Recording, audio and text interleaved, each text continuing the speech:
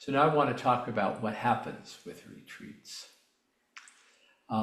First of all, I encourage everybody to go to at least one retreat a year, hopefully two. I encourage the vast majority of us to go to a structured retreat, hear Dharma talks, hear different ways of approaching things, hear different methods of doing things, learn different kinds of meditation. And then I want to encourage you strongly to, after you have a strong practice where you have a regular schedule of meditation, think about going to a self-retreat for a weekend. Find a place that's secluded and private without a lot of intrusive people. Don't spend your mornings in a coffee shop, but rather do a morning meditation, go for walking meditation, return, read a book, or some kind of literature about some kind of meditation or Buddhist practices.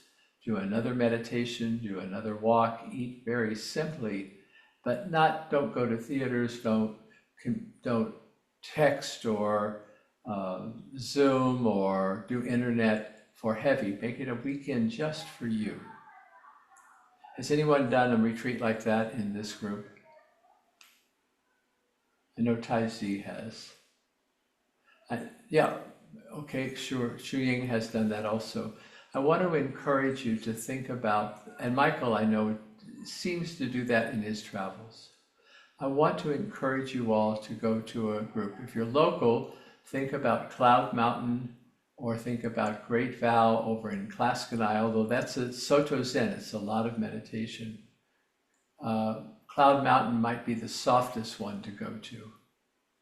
And then after you've done that one, look around and find one other place to go. Tai Zi, are you doing any one-day meditation retreats at Budding Dharma? Have not at this point. Is that of interest to you or your Sangha? Oh, I think we might find a person or two that are interested in one-day retreats. Emily, yes.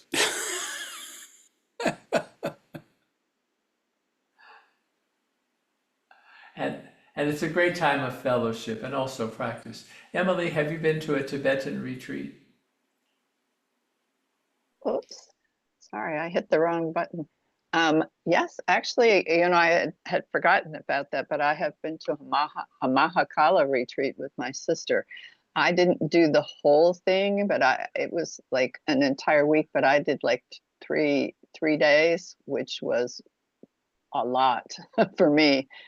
Their retreat, that retreat in particular, they basically had 3 sessions a day, and it was all chanting. Chanting in Tibetan, and it started in the morning, and there was one in the afternoon and one in the evening. Those were pujas, and they should have had incense burning in there too. Yes. Oh, they had all sorts of things going on. We were at a temple in China 8 years ago, and it was chanting in Chinese, and it was bowing, and it was meditation once a day. So I encourage everyone in this group to think about going to some kind of retreat somewhere. So I'm going to go around the room. Joe, would you be willing to go on a retreat sometime in the future? I definitely want to do that again. It was an amazing experience, so I'm looking forward to the next one. How about you, Tam? Would you be willing to go on a retreat in the future? Yes. Zhengkong, would you be willing to go on a retreat sometime in the Yes, I have, and I've also been down to on a retreat with Joan Halifax in Santa Fe, and then also with Dharma Rain, and also with Thay Kozen. Wonderful. Thank you so much. Darcy, when you're feeling better, would you be willing to go on some kind of retreat? Health willing, yes. Recover quickly, my friend. Julia, I know you've been here on retreats. Have you been to any place other than here?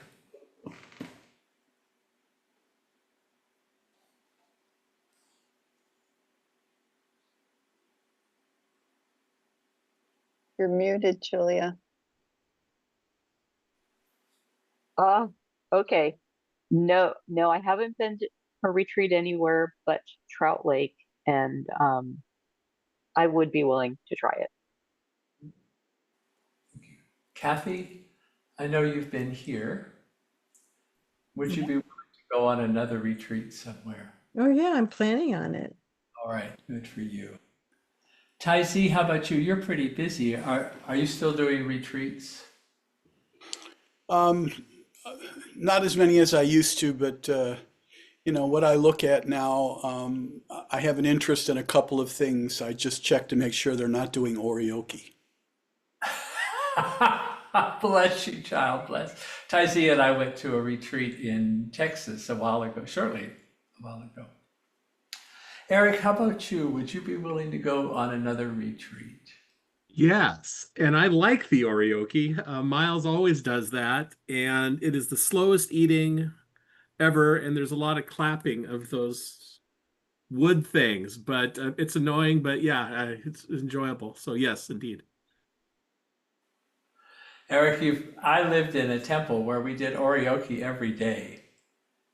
And trust me, and you only get to wash your bowls about once every 6 days. The rest of the time, you just swish them out with tea and set them aside. Orioke is absolutely wonderful as a spectator sport. Not fun if you're engaging in it on a daily basis, at least to me. Wenming, have you been on retreat? Have you? Oh yes, I attended 3 7 to 10 days retreats in the past, and also joined probably 1 day of weekend retreats several times. They were all a long time ago. Would you be willing to go on a retreat of some kind? Yes. I just want to encourage everybody to hear. Please think about it. Strengthens our practice. Chu Ying, how about you? Yeah, a retreat is a very good event. Yeah, because the first time when I was 18 years old or 19 years old, I went to the first 7 days retreat. And I was very depressed before that retreat. And after that, that depression was totally gone through my whole life. So that was amazing, because just sitting, most of the time sitting all day long, the legs were so painful. Yes. But after that, it was amazing. Yeah, I don't know what the magic it is, but yeah. And before that, I was always thinking about, I did not have a will. Did not want to live, have no interest in living, but not to the extent that I was suicide, but I just feel like I'm numb and had no interest. I was not scared of death. But after that, it's just, yeah, that was amazing. That's why I became Buddhist, because of that retreat. Thank you. Emily, how about you? Do you think you could twist an old monk's arm to have a 1-day retreat in Texas? It appears that I'm not going to have a choice. Yes, but I'm also hoping to get out for the fall retreat. That's my plan, health willing. I'm going to get to the temple sometime this year. Good. And Claudia, welcome. We're talking about retreats. And have you been to Buddhist retreats or meditation retreats? I've been to the 2 at the Abbey, and that's the only place.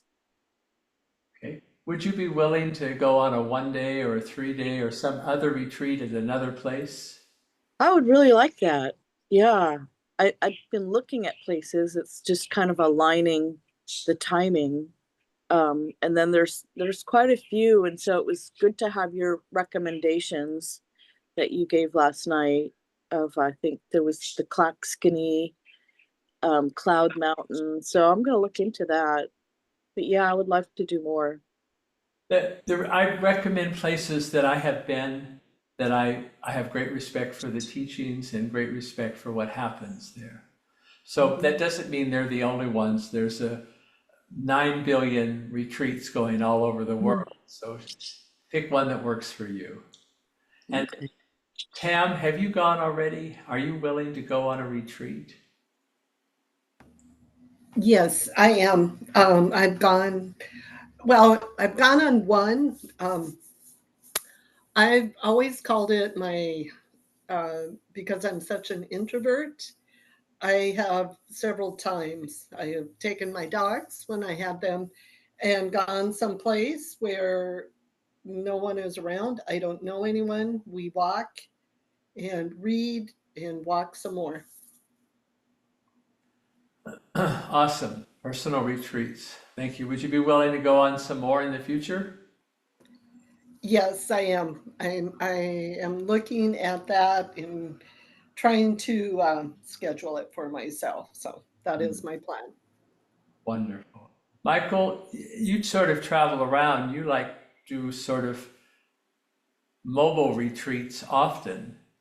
Are you willing to go on other retreats?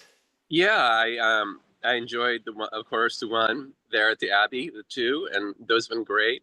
The weekends, seeing everybody and talks, everything's structured. It's just a real delight to do that.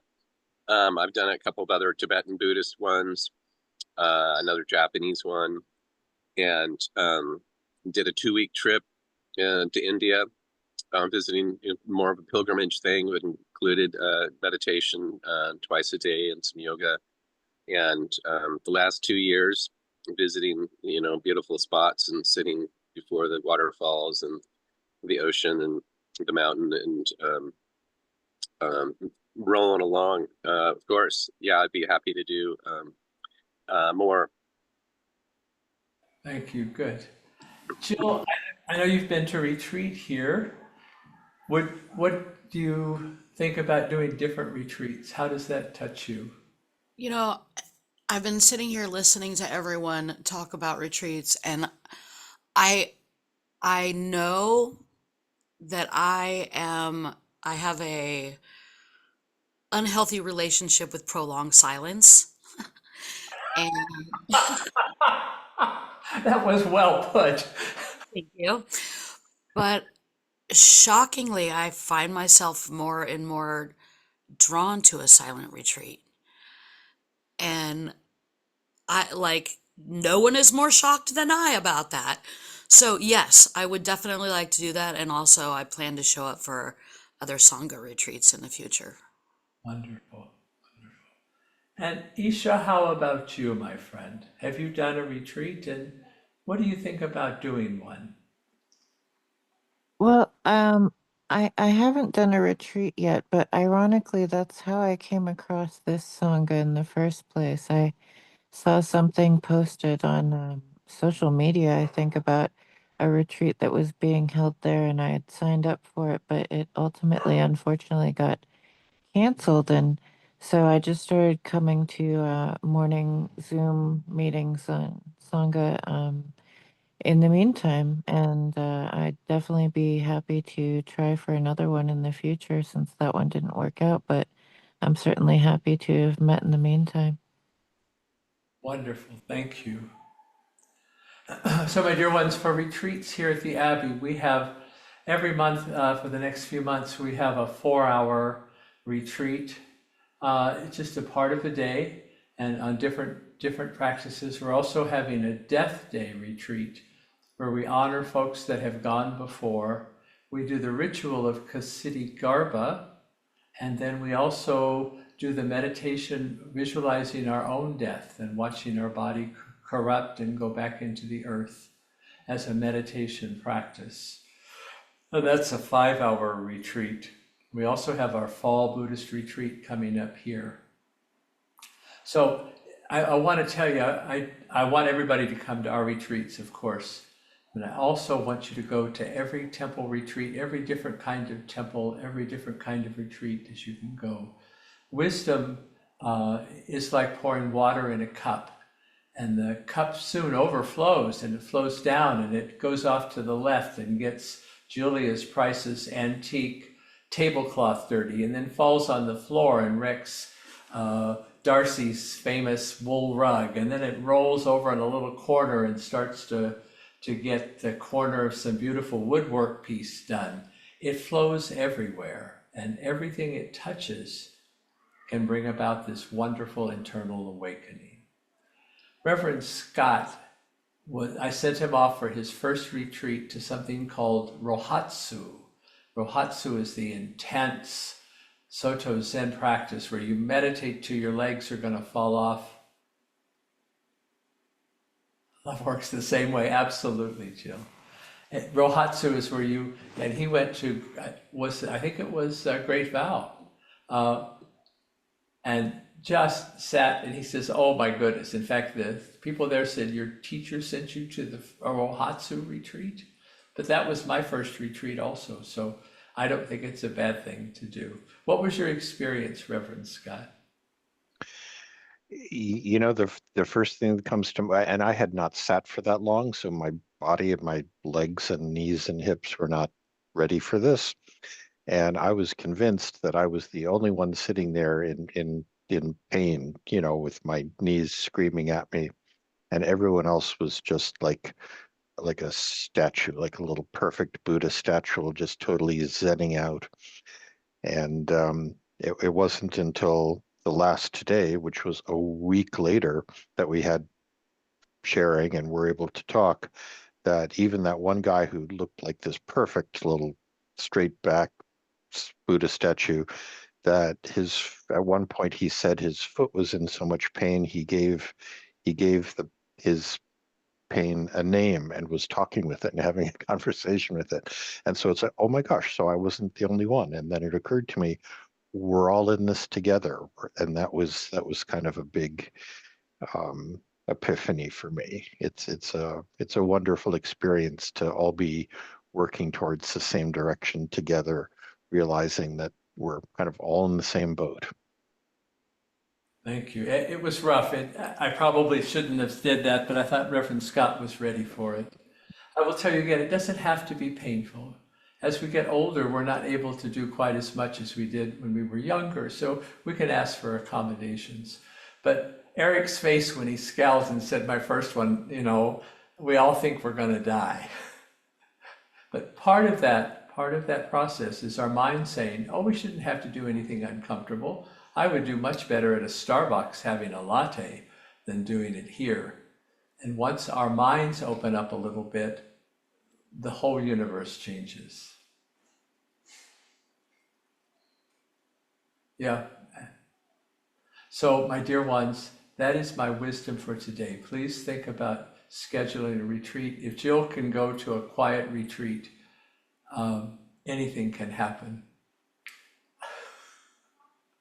Also, we had our retreats were in silence here the last time for sections of a time, and our whole Sangha failed that.